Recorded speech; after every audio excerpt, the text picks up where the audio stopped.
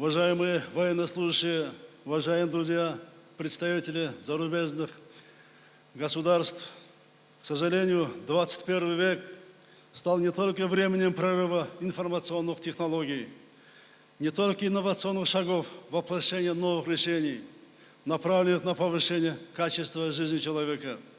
В этот период мы наблюдаем также резкий рост количества террористических организаций и их численного состава. Все более открыто, жестко и жестоко стали проявлять себя различные экстремистские течения, особенно опасными из которых являются те, кто в своей разрушительной деятельности прикрываются религией. Мировое сообщество вступило в тяжелое противодействие с международным терроризмом и экстремизмом. Всячески поддерживая эту борьбу, Кыргызстан стал в один ряд с другими странами и международным сообществом.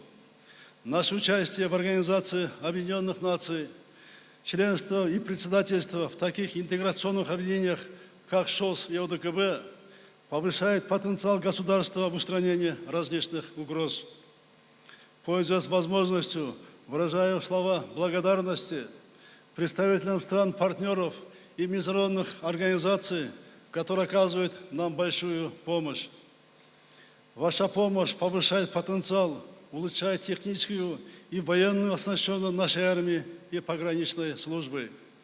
Мы высоко ценим ваше содействие в обучении кыргызских военнослужащих новым формам и методам выполнения задач.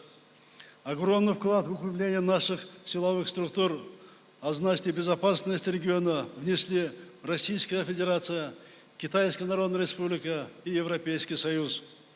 Мы выражаем нашу благодарность руководителям и народам России, Китая и Евросоюза. Большое спасибо им.